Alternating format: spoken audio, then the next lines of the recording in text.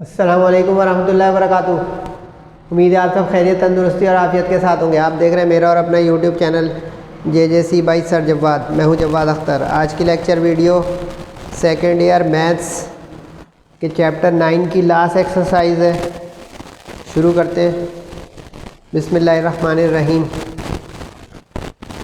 Chapter number 9 काफ़ी बड़ा chapter था, बिल आखिर ख़त्म पे अख्तिताम पर आ गया है। 9.6 से पहले मैं आपको 9.4 और 2 करा चुका हूँ। ये एक सीक्वेंस में कराया था। इसका मकसद था कि ये टेंजेंसी के एक्सरसाइजेज है। 9.6 का जो है आप टाइटल लगाना चाहेंगे तो लगा सकते हैं, टेंजेंसी एंड नॉर्मल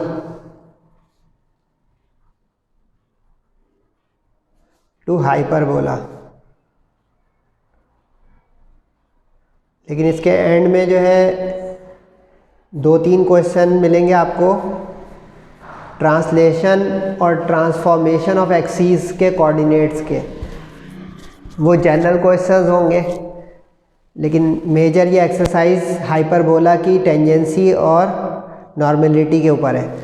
तो इसमें आपको रिफ्लेक्शन आएगी 9.4 की। तो कोशिश कीजिएगा कि 9.4 को भी आप रिवाइज़ करें ताकि ये रिवीजन का काम करें। अच्छा, इसमें 1-2 क्वेश्चन मैं आपको नहीं कराऊंगा क्योंकि वो अननेसेसरी कह लें या अनइम्पॉर्टेंट क्वेश्चंस हैं, क्योंकि मैं आपको गाइड बुक नहीं बनवा रहा हूँ। जो काम के सवाल है वो भी करा रहा हूँ और इजाफी भी करवा रहा हूँ जो ज़रूरी हो सकते हैं। Question number 1, for what value of k the line will be tangent to this. बीच में माइनस और स्क्वायर हो तो आपको पता होना चाहिए कि ये हाइपरबोला है, क्योंकि देखिए इस क्वेश्चन में सवाल में नहीं लिखा है कि हाइपरबोला। हमें पता होगा ये हाइपरबोला है, वरना सवाल आगे गलत हो जाएगा। बीच में माइनस है, बीच में प्लस होता तो ये एलिप्स हो जाता। गिवन इक्वेशन ऑफ हाइपरबोला, जो इसको पहले स्टैंडर्ड बनाए क्योंकि स्टैंडर्ड ये होती है स्टैंडर्ड इक्वेशन। अच्छा, आज के लेक्चर को मैं चूँकि वाइंड अप करना चाहता हूँ तो इसलिए इसमें मैंने फार्मूला की लिस्टिंग का अलग पेज आपको नहीं दिखाया। इसमें दरमियान में बॉक्सअप करता रहूँगा, उसको आप नोट कर लीजिएगा तो आपके पास लिस्ट आ जाएगी अगर ज़रूरत पड़ी, वरना ज़्यादातर इसके फार्मूले आपको एलिप्स जैसे लगेंगे। अब इसको 10 से डिवाइड करेंगे ताकि ये स्टैंडर्ड बन जाए। स्टैंडर्ड मतलब 1 आ जाए राइट पे, बाकी कैंसिल हो गए। 2 5 10 आ गया, 5 में 5 2 10 आ गया, 2 में। इससे ये हुआ कि a² b² की वैल्यू आ गई 5 और 2। इक्वेशन ऑफ लाइन जो दी हुई है y=2kx दी हुई है, इसको हम कंपेयर करेंगे इक्वेशन ऑफ लाइन की स्टैंडर्ड ग्रेडियंट फॉर्म से, चैप्टर 7 में होती थी। तो इससे हमारे पास m और c आ जाएगा। m आ जाएगा 2k क्योंकि जो x का कोफिशिएंट है, और c यहाँ पे नहीं मौजूद है कुछ, तो इसका मतलब है 0 हो गया। अब इस फॉर्मूले को लिस्ट में शामिल करें। ऊपर वाला तो मैंने बॉक्स खामाखाई में कर दिया है, अगर आप ना भी करें कोई मसला नहीं होगा क्योंकि वो पुराने। ये नया फार्मूला है, इसको condition of tangency of line to hyperbola कहते हैं। एलिप्स में यहाँ बीच में प्लस होता है, इसमें माइनस होता है। 1 से 2 शिकार करना है तो ये प्लस वाला एलिप्स हो जाएगा, माइनस वाला जो है हाइपरबोला हो जाएगा। ये हाइपरबोला की कंडीशन है। एलिप्स की यहीं पे अगर लिख दूँ तो c² = a² m² plus b², ये एलिप्स की होती है 9.4। अब कंडीशन का मतलब लास्ट लेक्चर में बता चुका हूँ, फिर बता दूँ। कंडीशन का मतलब होता है कि जो हमारे पास अननोन है उसकी वैल्यू आ जाए। जैसे इसमें अब k अननोन नज़र आ रहा है, k की वैल्यू आ जाए।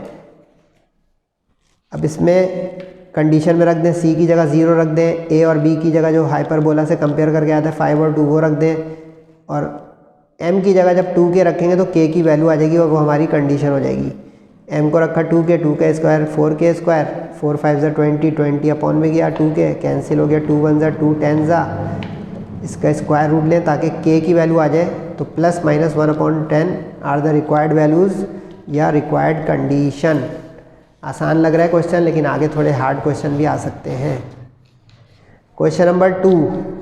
अच्छा, क्वेश्चन नंबर 2 कराने से पहले मैं बता दूं, ये क्वेश्चन जो है इसका आंसर बुक में रॉन्ग है। अगर आप आंसर लाना चाहते हैं तो आपको हाइपरबोला को रेगुलर हाइपरबोला बनाना पड़ेगा। यहाँ पे अगर आप गौर करें तो यहाँ पे उन्होंने कॉन्जुगेट हाइपरबोला दिया हुआ है। 9.5 भी मैं आपको करा चुका हूँ, उसमें जाके देखिएगा। कॉन्जुगेट हाइपरबोला जो होता है उसमें a और b जो होते हैं ना, ये कॉन्स्टेंट्स ये इंटरचेंज हो जाते हैं। देखिए x² के नीचे b² नज़र आ रहा होगा, y² के नीचे a²।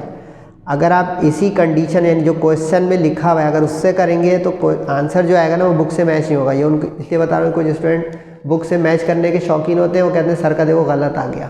तो कभी टीचर बता रहे हैं उसको भी तो आप सुने गौर से, क्योंकि आप इसके अगर स्नैप ले लेंगे, स्क्रीनशॉट ले लेंगे, मेरी आवाज़ नहीं आएगी ना मैंने क्या बोला। अगर आप इसको एक्स स्क्वायर के अपॉन में ए और वाई के अपॉन में बी लिखेंगे ना तब वो आना आंसर आएगा। अब चॉइस इज योर्स, ये खुद एक क्वेश्चन है पॉसिबल, तो मैंने उससे इसको कर दिया सॉल्व। अगर आप चाहें बुक का आंसर लाना कोई ज़रूरी नहीं है, क्योंकि इम्तिहान में आंसर को नहीं क्वेश्चन को देखेगा। क्वेश्चन अगर वो दे देगा 9.6 का क्वेश्चन 2 तो अब आप आंसर की में फंस जाएंगे, गलत हो जाएगा वो आंसर। सही है जी। कंडीशन मालूम करने कह रहे हैं। अब ये एक जनरल क्वेश्चन है। जनरल क्वेश्चन का मतलब जिसमें एम, सी, ए और बी है, कोई गिनतियाँ नहीं है लास्ट क्वेश्चन की तरह, तो इसका मतलब इसकी कंडीशन भी जो आएगी उसमें ए, बी, सी और एम दिख रहे होंगे, that will be called condition. मुख्तसर ये कि a relation free from variables is called condition. ठीक है। अब y equal to M x plus C hyperbola की इक्वेशन दी हुई है। अब इसमें हम वो वाले केस लगाएंगे जो हमने डिस्क्रिमिनेंट पढ़ाया था आपको 9.4 में। डिस्क्रिमिनेंट का मतलब ये होता है कि quadratic equation has equal roots. Equal roots का मतलब ये होता है कि जो आपका हाइपरबोला बन रहा है उसके ऊपर जो टेंजेंट लाइन है वो ना अंदर हो ना बाहर हो, टेंजेंट हो यानी टच करती हो उस कोनिक को यानी उस हाइपरबोला को, तो ये हम कहेंगे इसका डिस्क्रिमिनेंट 0 है। इसको डिस्क्रिमिनेंट कहते हैं। अलजेब्रा अगर आपने पढ़ी हो कभी, डिस्क्रिमिनेंट। ये डिस्क्रिमिनेंट आता कहाँ से, जो रूट में नहीं होता था क्वाड्रेटिक फार्मूले के b² - 4ac, वहाँ से, क्योंकि वो 3 पॉसिबल आंसर हो सकते हैं उसके, पॉजिटिव हो सकता है, नेगेटिव हो सकता है और 0। यहाँ पे हमें 0 से मतलब है क्योंकि टेंजेंट मीन्स टच मीन्स ना ग्रेटर ना स्मॉलर, इक्वल टू 0। अब इस लाइन की इक्वेशन y को इस y की जगह पुट कर दें ताकि अब क्वाड्रेटिक x की आ जाए, क्योंकि ये 2 वेरिएबल है। सिंगल वेरिएबल की क्वाड्रेटिक बनेगी तो ये डिस्क्रिमिनेंट अप्लाई हो सकता है, बारीकियाँ नोट करा करें। अब mx प्लस सी को सिंप्लीफाई कैसे करेंगे, ए बी होल स्क्वायर से, a² plus 2ab plus b²। तो mx का स्क्वायर हो गया, 2ab का मतलब 2mc इंटू एक्स हो गया, c² b² हो गया, ये अपनी जगह रहा। एलसीएम ले लें a² b², इसमें b² मिसिंग है, ये b² से सारी टर्म मल्टीप्लाई हो जाएंगे, b² m के साथ, b² mc के साथ। अच्छा m इंसर्ट किया बाद में मेरा रह गया था, और b² c², और यहाँ पे अब a का में एलसीएम में तो a² x², क्रॉस मल्टीप्लाई किया a² b²। अब 2 जगह x² आ गया है तो दोनों को कॉमन करके 1 करें, x एक जगह है वो 1 करें, बगैर x वाला माइनस करके जो एक तरफ आ गया इज इक्वल टू 0 की फॉर्म में। अब ये वो हमारा बन गया जिसको हम ए बी सी कहा करते थे बचपन में, यानी ये quadratic equation ax² plus bx plus c is equal to 0, इसको क्वाड्रेटिक इक्वेशन कहते थे, वो आ गई शक्ल। अब इससे ए बी सी जो तय हो गया ना वो हम रख देंगे इस डिस्क्रिमिनेंट में, b² की जगह रख देंगे ये 2b² cm, a और c की जगह रख देंगे ये b² m² minus a² b² c² minus a² b²। ठीक जा रहा हूँ। अब इसका स्क्वायर कर दे तो 4, b² का स्क्वायर b4, c² m²। अब गौर करें तो दोनों टर्म्स में 4 आ गया है, तो हम 4 से डिवाइड कर देंगे तो सिंप्लीफिकेशन आसान हो जाएगी निस्बतन। ठीक है। तो अब 4 से डिवाइड कर दिया तो यहाँ पे 4 ख़त्म हो गया, यहाँ पे अब ब्रैकेट खोल दे, सारे साइन चेंज हो जाएगा, minus into minus plus, minus into minus plus, minus plus minus. अब गौर करें तो b² सब में है, छोटे से छोटा b² नज़र आ रहा है, और कुछ कैंसिल हो रहा है तो कैंसिल, बल्कि तो कैंसिल ही हो रहा है, कैंसिल कर दें इसको इसके साथ। अब जो 3 टर्म बच रही हैं उसमें गौर करें, a² divide by a², b² divide by b²। तो अब यहाँ पे एक b² बच जाएगा, यहाँ पे पूरा ख़त्म हो गया सिर्फ c² बच जाएगा, और यहाँ पे a² बच जाएगा, क्योंकि 2 ख़त्म होंगे तो 2 बचेगा ना, इसमें b4 है और a4 है। सही। अब जो बचा उसको c² को एक तरफ कर लें, बाकियों को एक तरफ। लेकिन ध्यान रखिएगा बुक में ये आंसर ऐसा नहीं है। बुक में पता है कैसा है, बता दूँ? बुक में ऐसा आंसर है ये वाला। अब देखिए मैं आप लोगों को अकल भी दूँ, आपके पास वैसे भी अकल है। c² a² m² minus b², ये नज़र आ रहा है, ये वाला आंसर बुक में लिखा हुआ है। अब ज़रा गौर करें इसमें ये कब हम लाए थे, बताएं खुद ही। देख रहे हैं, जब ये देखें स्टैंडर्ड हाइपरबोला है, एक्स स्क्वायर ए स्क्वायर वाला है, वाई स्क्वायर बी स्क्वायर वाला है, नज़र आ रहा है, तो हमने ये कंडीशन अप्लाई की। अब कॉमन सेंस इस्तेमाल कर सकता है कोई भी टीचर या कोई भी स्टूडेंट कि अगर ये हाइपरबोला कॉन्जुगेट है तो how is it possible that condition arises the same as before in the question number 1। समझे मेरी बात? तो इस चीज़ को आप समझ गए तो अब आंसर की दौड़ में नहीं लगिएगा, मेथड की दौड़ में लगिएगा कि मेथड सही चल रहा हो। गुड। पेज नंबर 348 खोल के बुक भी देख लिया करें कभी। Question number 3, find the equation of tangent to hyperbola this when slope is this. कह रहे हैं अब इसमें इक्वेशन ऑफ टेंजेंट बताओ। इक्वेशन ऑफ टेंजेंट, इसका फॉर्मूला लिख लें भाई, ये होता है इक्वेशन ऑफ टेंजेंट का।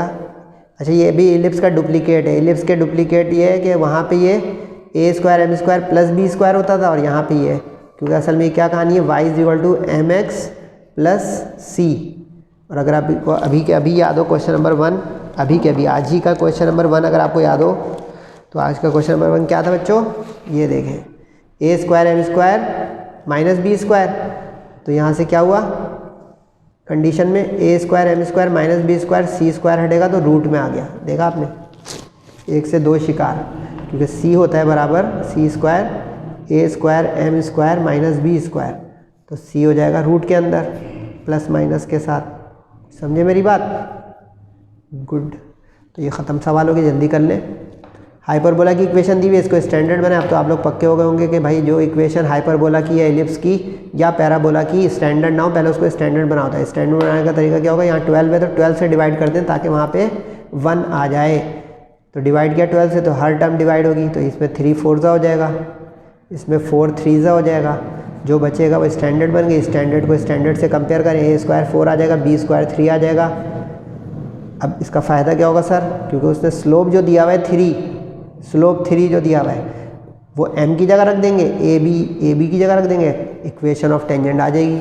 कुछ समझे मेरी बात? ये चीज़ तो mx 3x, क्योंकि m स्लोप को कहते हैं, स्लोप हो गया 3, ए स्क्वायर बी स्क्वायर यहाँ से उठाया 4 और 3, m दोबारा से चाहिए तो 3 का square 9, 9 4 36, 36 minus 3 33, decimal not allowed, तो इसलिए ये एज इट इज़ हमारा आंसर हो जाएगा इक्वेशन ऑफ टेंजेंट का। और इक्वेशंस प्लूरल इसलिए बोल दिया कि 2 टेंजेंट बन सकते हैं किसी भी हाइपरबोला पे भी और इलिप्स पर। जैसे ये एक टेंजेंट बना तो एक ये बन गया, दोनों हैं टेंजेंट। और हाइपरबोला एक ही है, बोले हाँ। अच्छा, ये 2 हाइपरबोला नहीं है, 9.5 मेरे पढ़िएगा जाके। हाइपरबोला जो है ना, इनसाइड आउट एलिप्स होता है, टूटा बंडा, तो एक ही आधा हिस्सा इधर आधा है। ये मत समझ जाइएगा कि 2 कोनिक है, एक कोनिक है। समझ गए भाई? क्वेश्चन नंबर 4 इसलिए नहीं है कि वो अननेसेसरी अनइम्पॉर्टेंट है, क्योंकि वो थ्योरी है। क्वेश्चन नंबर 5 पे आ जाए। इसमें टेंजेंट और नॉर्मल की इक्वेशन मांग रहे हैं दोनों की। अच्छा, आप लोगों को पता होगा कि जब टेंजेंट नॉर्मल दोनों की इक्वेशन मालूम करने का है तो हम पॉइंट स्लोप फॉर्म की तरफ जाते हैं। और पॉइंट स्लोप फॉर्म की तरफ जाने के लिए डिफ्रेंशिएशन करनी पड़ती है, डेरिवेटिव निकालना पड़ता है चैप्टर 3 का, ताकि m आ जाए स्लोप ऑफ टेंजेंट के नाम से। यानी ये m is called slope of tangent, see chapter number 3 and 7, slope of tangent to the curve. समझे मेरी बात? रिवाइज करते रहे बेटा, अब इम्तिहान करीब आ गए। हाइपरबोला स्टैंडर्ड बना बनाया इसमें दिया हुआ है, ठीक है, लेकिन इससे हमें कोई काम ही नहीं था। इसमें हमें सिर्फ डिफ्रेंशिएट करना है, क्योंकि डिफ्रेंशिएट करेंगे तो dy/dx तक पहुँचेंगे, dy/dx तक पहुँचेंगे तो स्लोप तक पहुँचेंगे, स्लोप तक पहुँचेंगे तो पॉइंट स्लोप फॉर्म से इक्वेशन तक पहुँचेंगे। तरतीब में जुमले समझ में आ गए मेरे? ये ज़रूरी होता है कि समझे, तब पेन और कॉपी करना अच्छा। डिफ्रेंशिएशन याद है चैप्टर नंबर 3 की, एक्स स्क्वायर का 2x, 5 अपॉन में कोफिशिएंट अपनी जगह, वाई स्क्वायर का 2y, 7 अपॉन में, और y का dy/dx इम्प्लिसिट y का derivative with respect to x क्या होता था बेटा? dy/dx implicit. याद आया? जाके देखिएगा 3.4 and 5 इम्प्लिसिट फंक्शंस। अब इसमें dy/dx अलग करें तो ये 2x एक तरफ हो जाएगा, ये एक तरफ, माइनस वाले को मैंने दूसरी तरफ किया तो प्लस हो गया। क्रॉस करें 7 2, तो ये 2 से 2 कैंसिल, तो 7/5 आ गया। dy by D x is called m, तो ये आ गया स्लोप। लेकिन स्लोप तो गिनती में होना चाहिए, वैल्यू में, तो ये पॉइंट इसी वक्त के लिए दिया हुआ है कि x1 y1, इसको पुट कर दें इस xy की जगह, यानी इसको समझे x है और ये y है। x1 y1 इसलिए लिखा है कि जब हम इक्वेशन बनाएंगे तो उसमें x एक लग रहा होगा तो कट ही गए, इक्वेशन ही ज़ीरो हो गई, तो ज़रा कंफ्यूज नहीं हो जाएगा। स्लोप चाहिए तो एक्स वाई का हैसियत होगी इस पॉइंट की, और जब इक्वेशन चाहिए होगी तो इसी पॉइंट की हैसियत x1 y1 की होगी।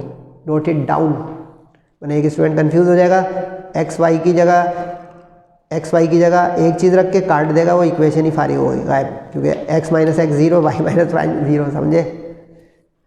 तो ये ना हो। अब 2√5 और √7 यहाँ रख दें, 7 2 14, 5 1 5, स्लोप आ गया। अजीबोगरीब, नो टेंशन, आगे जाके सिंप्लीफाई करेंगे इसको।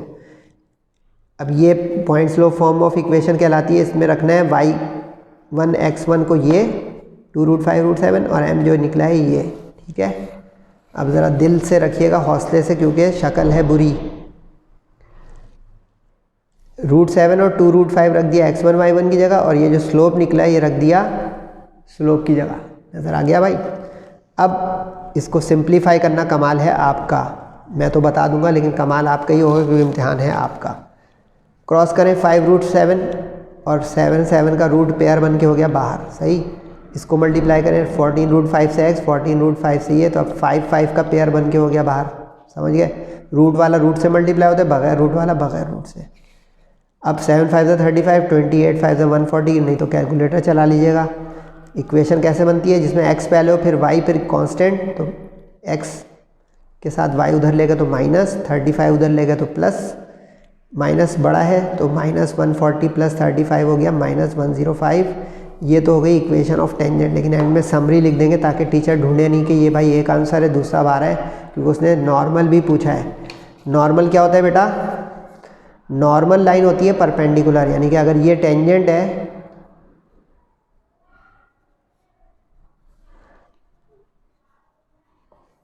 किसी हाइपरबोला पे, तो जो नॉर्मल होता है ना, ये बता चुका हूँ मैं इलिप्स में, फिर बार बार बताता हूँ इसलिए कि बच्चों को पक्का हो जाए। नॉर्मल जो लाइन होती है ना वो उस पे परपेंडिकुलर होती है, नॉर्मल इज़ ऑर्थोगोनल। तो ये 90 डिग्री पर जब होगी नॉर्मल की लाइन, तो खुद बताएं चैप्टर 7, नेगेटिव रेसिप्रोकल उसका स्लोप हो जाएगा, तो m हो जाएगा आपका -1/m। तो अब ये जो m आया हुआ था इसको उल्टा करके साइन चेंज कर देंगे, तो ये देखें 5√7 ऊपर आ गया, 14√5 नीचे आ गया और साइन इन्वर्ट हो गया। That is called negative reciprocal. Invert the sign and reciprocate, ठीक है। x1 y1 वही रहेंगे क्योंकि जिस पॉइंट पे टेंजेंट बनता है उसी पॉइंट पर नॉर्मल बनता है, ओके। अब सिंप्लीफाई जो कर चुके हैं पिछले सवाल में वैसे ही करें जल्दी जल्दी। √5 √7 मल्टीप्लाई होकर √35 हो जाएगा, 14 हो जाएगा। अब इसमें पेयर नहीं बन रहे हैं तो रूट के अंदर ही अंदर चलता रहेगा, क्योंकि वहाँ पेयर बन गए थे 7 से 7, 5 से 5, इसमें कंट्रास्ट आ गया। 7 5 35, 7 5 35। अब सबको एक तरफ करें, x नेगेटिव है तो इधर लाके पॉजिटिव करें, first term must be positive, ये इधर ही रहा प्लस, ये माइनस इधर ही रहा, ये इधर आके हुआ प्लस से माइनस। अब रूट सेम हो तो कोफिशिएंट एड सब्ट्रैक्ट हो जाते हैं, -14 -10 इज -24। तो ये नॉर्मल की इक्वेशन हो गई, ये टेंजेंट की, तो दोनों की समरी लिख दी कि required equation of tangent is this and required normal is this. समझ में आ रहा है? आसान ठंडी गर्म एक्सरसाइज है। अब यहाँ से है वो हिस्सा जिसका जिक्र था, यहाँ से ट्रांसफॉर्मेशन ऑफ इक्वेशन के सवाल हैं, सही है। इसके लिए मैं थोड़ा सा आपको बुक में एक चीज़ दिखा दूँ ताकि आपका मूड बना रहे और आप लोग घर में भी स्टडी किया करें तो फ़ायदा रहेगा कि सर क्या बता रहे हैं। ये पेज नंबर आप जो है अपने सामने रखेंगे तो आपका फ़ायदा हो जाएगा। पेज नंबर 342 343, इसको ट्रांसलेशन कहते हैं, इंग्लिश की ट्रांसलेशन नहीं बेटा ये ट्रांसफॉर्म करने वाला, यानी अगर ओरिजिनल हमारा एक्स एक्सिस ये है तो अगर इसको हम रोटेट करें एंटी क्लॉकवाइज थीटा एंगल पर तो एक्स एक्सिस नई पोजीशन पे पहुंच जाएगा और जो वाई एक्सिस ओरिजिनल था वो एक नई पोजीशन पे पहुंच जाएगा। तो नतीजा ये होगा कि अगर कोई पॉइंट होगा यहाँ पे फ़र्ज़ करें, तो वो पॉइंट के नए कोऑर्डिनेट्स उस रिस्पेक्ट से आगे चले जाएंगे और y के भी आगे चले जाएंगे। दिस इज़ कॉल्ड ट्रांसफॉर्मेशन और translation. This is called transformation and translation.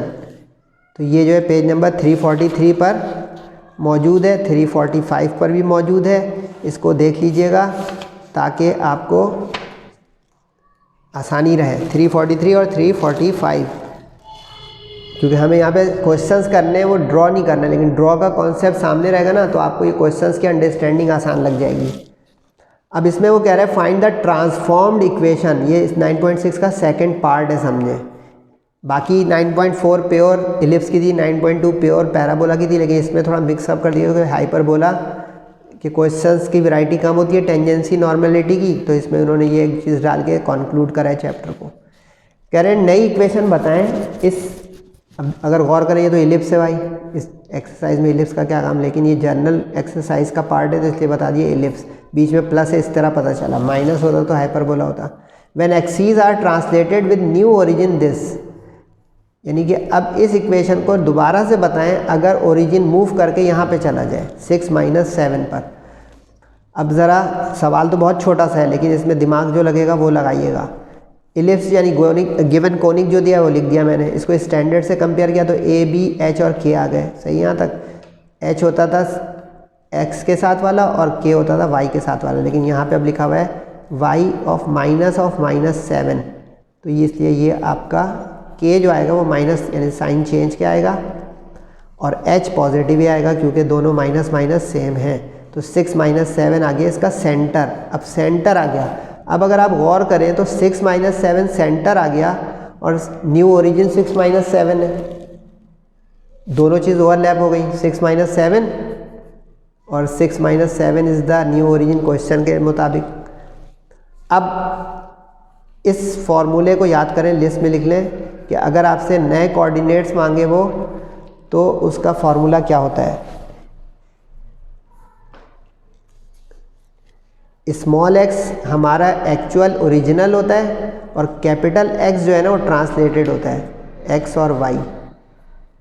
ये सिंबल ज़रा स्मॉल कैपिटल सही बनाइएगा क्योंकि इसी पे ये क्वेश्चंस की गेम है। स्मॉल एक्स वाई हमारे ओरिजिनल है before translation and transformation, X Y after translation and transformation, new coordinates, यानी जब ओरिजिन मूव कर गया और एक्स वाई एक्सिस मूव कर गए। अब इसमें कैपिटल एक्स निकालना है तो ये गौर से देखें, x + 6 के ही बराबर हो गया ये, क्योंकि ये 6 इसमें, और ये y - 7 के बराबर हो गया। क्यों? क्योंकि यहाँ पे देखें 6 और -7 था, 6 और -7 था, तो ये 6 - 7 आ गया। इसका मतलब क्या हुआ कि हमारा स्मॉल x अब x + 6 हो गया, वो रख दें, और स्मॉल y जो है y - 7 हो गया, वो रख दें। नतीजा हो गया हैरानकुन कि ये कैंसिल हो गया। और ये अगर याद हो आपको, पता ही क्या आ गया, सेंटर एट ओरिजिन वाला इलिप्स आ गया। 9.2 पढ़े जाके मेरे, 9.3 sorry, centre at origin ellipse, उसमें ये टर्म्स नहीं होती हैं एच और के वाली, क्योंकि देखा ये इसकी चेकिंग भी हो गई कि ओरिजिन अगर इस पोजीशन पे आ गए तो ओरिजिन हमारा जो है 0 0 ओरिजिनल होता था, ओवरलैप हो गया, तो ये 9.3 का रिवीजन भी हो गया। चेकिंग की चेकिंग, क्वेश्चन का क्वेश्चन। सही है जनाब, क्वेश्चन नंबर 6 हो गया। 7 2 सवाल रह जाएंगे इसके बाद, तो मेरे साथ रहिएगा। If X Y axes are rotated through given angle, अच्छा इसमें एक ही जैसे 3 पार्ट हैं तो जल्दी जल्दी कीजिएगा। 7 क्वेश्चन में 3 पार्ट है, बस एंगल बदलता रहेगा देखने के लिए कि बच्चे प्रैक्टिस कर लें। तो कह रहे हैं कि find the new coordinates of point P. कह रहे हैं नए कोऑर्डिनेट्स बताएं, यानी कैपिटल एक्स वाई, अभी जो बताया था न्यू कोऑर्डिनेट्स एक्स वाई हो जाएंगे capital, old coordinates small X Y. इससे पहले ये थ्योरी समझ लें भाई कि ये किस तरह कोऑर्डिनेट्स बनते हैं। ये चार्ट बन गया एक तरह का टेबल, जैसे हम बनाते थे ना उसमें साइन कॉस वाले, उस तरह। एक्स कॉस थीटा होता है हॉरिजेंटल, सही है, वाई साइन थीटा होता है वर्टिकल। अगर हम रोटेट करेंगे ना तो कॉस माइनस साइन और साइन कॉस हो जाएगा, जिसको हम डेरिवेटिव नहीं बोलते थे कि साइन का कॉस हो गया और कॉस का माइनस साइन। तो ये रोटेशन कहलाती है। यानी x, यानी इसको यूँ रीड करेंगे, x अगर cos थीटा था, y अगर sin थीटा था, तो अब उसका इन्वर्ट करेंगे तो y आ जाएगा, यानी उसका परपेंडिकुलर कर लें या यूँ कह लें उसका डेरिवेटिव, तो साइन का माइनस साइन का कॉस और कॉस का माइनस साइन। अब ये जो है ना ये इस्तेमाल होगा, ज़रा इसका ध्यान रखिएगा। यानी अब हमारे जो कैपिटल X की वैल्यू हुई वो x के साथ कॉस थीटा ये आ गया और y के साथ साइन थीटा। यानी कि आपको ये कॉलम देखना है x के लिए, x cos theta y sine theta, नज़र आया मेरा हाथ? तो x cos theta y sine theta, ठीक है।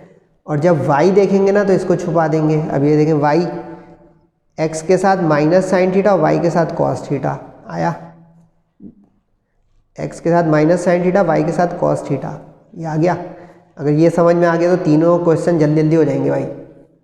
आई रिपीट, x के लिए ये जो दिख रहा है x cos theta y sine theta, और y के लिए ये x माइनस साइन थीटा और y कॉस थीटा। इससे ये होगा कि अगर हम ये सॉल्व करने में कामयाब हो गए तो कैपिटल एक्स वाई आ जाएगा, और कैपिटल एक्स वाई आ गया तो यही पूछ रहा है फाइंड द न्यू कोऑर्डिनेट्स, यानी कैपिटल एक्स एंड वाई। समझे? यानी एक तरह का फॉर्मूला ही बन गया। अगर आपको ऊपर का टेबल समझ में आया तो ये फॉर्मूला बन गया, एक्स कैपिटल का ये, वाई का ये। अब एक्स वाई जो उन्होंने दिया हुआ है 2 3 ओल्ड कोऑर्डिनेट्स, और थीटा दिया हुआ है 60, पुट एंड गेट है। Cos theta cos 60, sine theta sine 60, और एक्स वाई 2 3, ठीक है। कॉस 60 हाफ, अच्छा डेसिमल अलाउ नहीं है, कैलकुलेटर ध्यान से चलाइएगा। और कॉन्जुगेटिंग भी नहीं करनी है, जो लिखा हुआ आएगा स्क्रीन पे वो यूज़ नहीं करना है, टेबल्स वाला यूज़ करना है। कॉस 60 1/2, साइन 60 √3/2, सिंप्लीफाई करें, 2 1 2। अच्छा यहाँ पे सोच रहे होंगे आप 2 कैंसिल क्यों नहीं किया, ताकि दोनों का एलसीएम 2 आ जाए, क्योंकि अगर कैंसिल कर देता दोबारा 2 लाना पड़ता, 2 1 2। समझे मैथ्स? ये बारीकियाँ होती हैं, कैंसिल कर देता 1 आ जाता, 1 आया दोबारा 2 1 2 करना पड़ता है एलसीएम लेके। वाई क्या है भाई? माइनस एक्स साइन, इसमें पुट कर दें। इक्वेशन 2 1 नाम इसलिए रखा है कि आप ढूंढे नहीं, 2 है तो यहाँ से 2 उठा लें। अब साइन 60 होता है। अच्छा साइन कॉस एक दूसरे के कॉम्प्लीमेंट्री होते हैं। अगर आप कभी एंगल कैलकुलेटर से निकालें ना तो एक निकाल लें, दूसरा खुद दिमाग से करें। साइन 60 कॉस 60, सही है जनाब। इसमें भी 2 को कैंसिल मत कीजिएगा, 2 एलसीएम आ गया। 3 पहले लिख दें पॉजिटिव वाला, 2 बाद में लिख दें माइनस वाला, ताकि सीधा लिखा हुआ नज़र आ जाए। तो अब ये x और y new coordinates of p हो गए। दिस x 2 + 3 √3 और 3 - 2 √। अच्छा सा आंसर लग रहा होगा, रिफ्लेक्शन आ रही है। अब अगले 2 पार्ट आप मुझसे पहले कर लें बुक खोल के, 7 का 2 3 मैं ही कराऊँ? चले, एक्स वाई ये रहा, थीटा बदल दिया उसने, पॉइंट बदल दिया। अब वही 2 इक्वेशन जो पीछे की हैं वही इस्तेमाल होती रहेंगी। ये बॉक्स बना दिए, थ्योरी जल्दी से कैप्चर कर लें। ये थ्योरी जो है ना ये काम आएगी तीनों सवालों में, ठीक है। अब एक्स ये 45 45 इत्तेफाक से अब कॉस 45 साइन 45 एक जैसे होते हैं, दोनों के अपॉन में √2 आ गया तो √2 एलसीएम आ गया। 6 + 7 13, अच्छा सा आंसर। अच्छा इसमें कॉन्जुगेटिंग ऑप्शनल है, अगर चाहें तो कर सकते हैं वरना ज़रूरी नहीं है, इस तरह ये ऑप्शनल है। y का फॉर्मूला रखें 45 45 का दोबारा से, लेकिन अब देखें यू माइनस हो जाते हैं एक्स वाई, और साइन कॉस अदल बदल हो जाते हैं। यानी फॉर्मूला सही से याद कीजिएगा, एक ट्रिकी है। देख रहे हैं इसमें साइन थीटा इधर है, इसमें इधर है, इसमें कॉस इधर है, इसमें कॉस इधर और प्लस माइनस है। 7 - 6 1 हो गया, 1/√2। इसमें भी चाहे तो कॉन्जुगेटिंग कर सकते हैं लेकिन ऑप्शनल है। तो न्यू कोऑर्डिनेट्स आ गए 13/2। अच्छा न्यू कोऑर्डिनेट्स को कोशिश करें p' लिख दें, ओल्ड कोऑर्डिनेट्स को नाम चाहे तो p लिख दें। समझे पॉइंट? ताकि डिस्टिंग्विश रहे कि ये हमारे सवाल में p है पुराना और p' है नया। सही है। तीसरा पार्ट एक्स वाई, यानी ये p हमारा है। अब फॉर्मूला याद हो गया आप लोगों को, इसमें रखें। अब 30 एंगल देख रहे हैं, तीनों एंगल की उसने प्रैक्टिस करा दी जो कॉमन एंगल होते हैं। 60/45 30 प्रैक्टिस करा दी उसने, बुक वाले ने। cos 30 रखा, cos 30 √3/2, साइन 30 1/2। अच्छा इसमें कैंसिल इसलिए कर दिया कि दोनों में कैंसिल हो रहा है तो दोनों में अपॉन ख़त्म हो जाएगा। 2 3 2 2 तो दोनों ही अपॉन ख़त्म हो गए। पहले पॉजिटिव वाला लिख दें फिर नेगेटिव वाला। इसमें भी दोनों कैंसिल हो रहे हैं, कैंसिल कर दें ताकि अपॉन ख़त्म हो जाए। तो ये आ गया 2 + √3 √3। तो हमारे न्यू कोऑर्डिनेट्स आ गए p' के 3 माइनस 2√3 और 2 प्लस 3√3 रिफ्लेक्शन आ गई। ये भी अच्छा सवाल है। अच्छा यही देखो ये एक ट्रिक होती है जो मैं बोलूँ, रिफ्लेक्शन आ गई, अच्छा सवाल है। ये दरअसल चेकिंग है कि हमारे जो रोटेशन होती है ना, जब जो डायग्राम दिखाई थी पेज नंबर 363 पर, रोटेशन में ना वो 343 पर, रोटेशन से वो उसी जगह मूव होता है जहाँ पे वो पुराने कोऑर्डिनेट्स नए बन जाते हैं। Question number 8 and 9, last 2 questions of the exercise. Find new origin O dash, इसमें न्यू ओरिजिन पूछ रहा है, and new X Y axes with respect to coordinate system if it is translated 6 units to the left and 5 units up. यानी यहाँ से 6 units left जाओ, 1 2 3 4 5 6, तो ये तो हो गया टू द लेफ्ट, और 5 यूनिट्स अप जाओ, 1 2 3 4 5। तो अब जो आप लोग समझदार हो समझ गए क्या हुआ। इसका ये मतलब हुआ कि इसकी मूवमेंट जो होगी x पे माइनस होगी, y पे प्लस होगी। x माइनस, क्योंकि लेफ़्ट पे x माइनस होता है, और अप का मतलब है y प्लस होता है। समझे बात। ये अगर समझ में आ गया तो ये क्वेश्चन जल्दी हो सकता है। लेकिन new origin is H K that is x1 y1 minus 6 5। देखिए minus 6 units to the left minus 6, 5 units up plus 5। समझे बात। ये है इस वर्डिंग से एक्सट्रैक्ट हुआ। एंगल जो रोटेट किया था उन्होंने वो π/6 है। π/6 का मतलब 30 डिग्री होता है, लेकिन यहाँ पे अगर ये अपॉन में रेडियन लिखा होगा तो आप वही लिखेंगे दिमाग में, या कैलकुलेटर में 30 लिखेंगे, यहाँ पे 30 मत लिखिएगा। अब स्लोप क्या होता था भाई, चैप्टर नंबर 7 का बहुत दिनों बाद ये वाला फॉर्मूला है। Tangent of inclination is called slope. Tangent of inclination is called slope. Theta को इंक्लिनेशन हम क्या करते थे, यानी स्लोप। समझे बात। सर ये क्यों निकाले, क्योंकि ये आएगा तो जो बोला न्यू एक्स वाई एक्सिस, यानी न्यू एक्स वाई एक्सिस का मतलब न्यू इक्वेशंस, क्योंकि एक्स एक्सिस की जो ओरिजिनल इक्वेशन होती है वो y = 0 होती है। बोले हाँ। और जो एक्चुअल y एक्सिस की इक्वेशन होती है वो x = 0 होती है। बोले हाँ। जब रोटेट होगा तो इस तरह की कुछ इंक्लाइंड लाइंस बन जाएंगी। जब इंक्लाइंड लाइंस बनेंगी तो उसकी इक्वेशन तो 0 के अलावा कुछ होनी चाहिए। तो ये उस सवाल का जो है प्रैक्टिकल जवाब है कि जब x एक्सिस होता है तो उसकी इक्वेशन 0 होती है, y एक्सिस होता है उसकी इक्वेशन 0 होती है। लेकिन अगर इंक्लाइंड होता है तो it should have x and y, it should have x and y। ये है सवाल। अब equation of new x axis यानी न्यू एक्सिस कोऑर्डिनेट एक्सिस। अब जो न्यू पॉइंट्स हैं वो -6 5 है, वो रख दें x और y की जगह। ध्यान से x की जगह इधर रखना है, y की जगह उधर रखना है, उल्टा ना रख दीजिएगा। कभी कभार बच्चे ये करते हैं, ये देखें ये 6 लिखा है ना, पहले यहाँ लिख देता है 6। साइकोलॉजिकल इफेक्ट बता रहा हूँ, दिमाग में है ना कि जो नज़र पहले आ रहा है लिख दिया पहले, जो नज़र बाद में आ रहा लिख दिया बाद में। x इसमें इधर होता है भाई राइट पे, और y लेफ्ट पे होता है। तो अब देखें 5 इधर, माइनस माइनस फॉर्मूले का मिलकर 6 इधर। एक सिली मिस्टेक और बना बनाया सवाल ख़राब। क्रॉस मल्टीप्लाई करते हैं, √3 5√3 x + 6 ब्रैकेट से बाहर उस साइड पे ले जाए जिधर x पॉजिटिव हो, तो ये उधर जाके माइनस का हो गया y, और 5√3 प्लस का हो गया। तो ये हमारी x एक्सिस की न्यू इक्वेशन आ गई। और y एक्सिस क्या होता है, x पे y परपेंडिकुलर होता है। बोले हाँ। तो इसका स्लोप हो जाएगा नेगेटिव रेसिप्रोकल, यानी इसका स्लोप अगर m है तो इसका -1/m है। समझे। अगर x एक्सिस का स्लोप m है तो y एक्सिस का नेगेटिव रेसिप्रोकल यानी -1/m है, because y and x are mutually perpendicular. समझ गए बात। गुड। अब इसका स्लोप जो था 1/√3, उल्टा करें साइन चेंज करें तो यानी -√3 हो जाएगा, क्योंकि इसके नीचे जो √3 ऊपर आ जाएगा, 1/, में लिखते नहीं है। ओके। अब ब्रैकेट खोल दें क्योंकि इसमें अपॉन ही नहीं है। तो 6√3 x नेगेटिव है तो उस तरफ ले जाए ताकि x पॉजिटिव हो जाए। y उधर ही था, 5 उधर ही था, ये उधर जाके प्लस हो गया। अब न्यू ओरिजिन, दो चीज़ें पूछी थी ना, न्यू ओरिजिन भी पूछा था और न्यू एक्सिस भी पूछा था। तो न्यू ओरिजिन आ गया -6 5 ये, और ये तो समझे सवाल में ही छुपा हुआ था, बस निकालना था। 6 यूनिट्स टू द लेफ्ट, कभी 6 यूनिट्स टू द राइट बोलेगा तो x प्लस ले लेंगे, 6 यूनिट्स डाउन बोलेगा तो y माइनस ले लेंगे। सही है। और न्यू एक्सिस मतलब न्यू इक्वेशंस। समरी बना दी।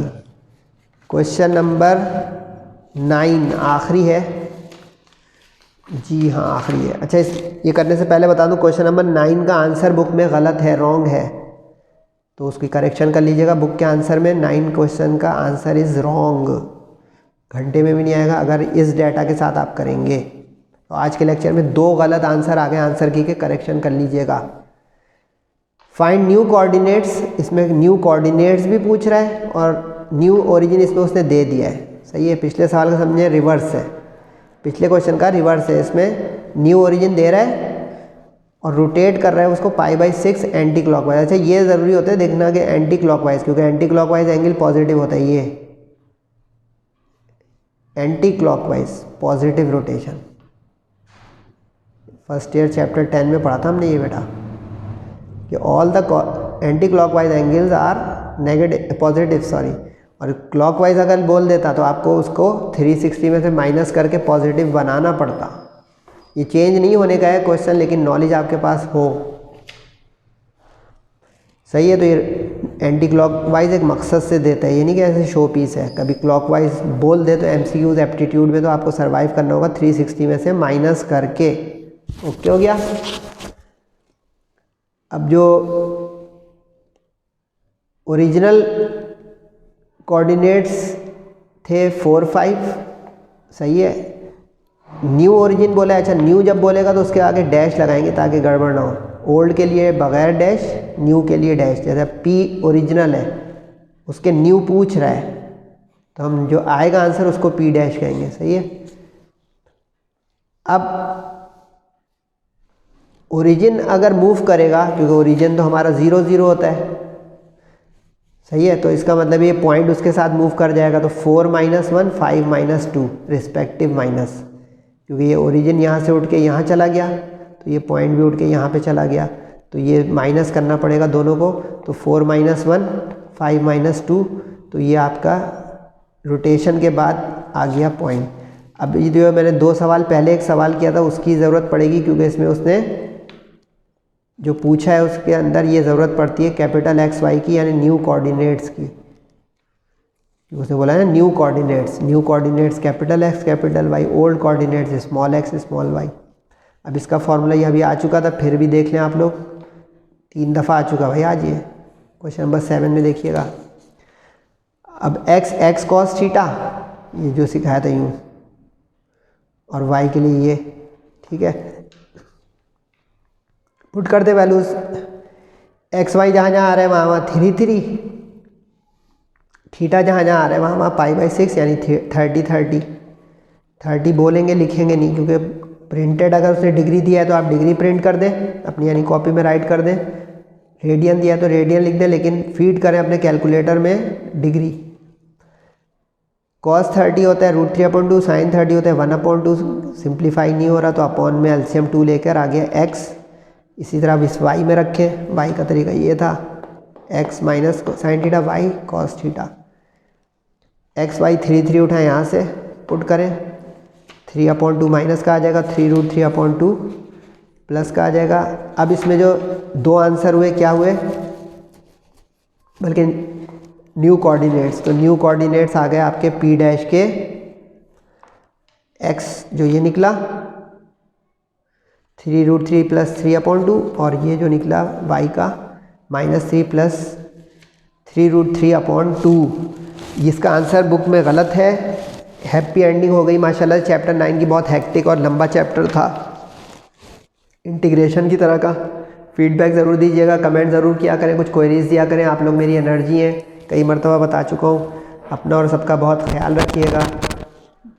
नेक्स्ट लेक्चर इंशाअल्लाह ज़रूर आएगा, अल्लाह ताला ने चाहा तो। तब तक के लिए अस्सलामु अलैकुम वरहमतुल्लाहि वबरकातुहू।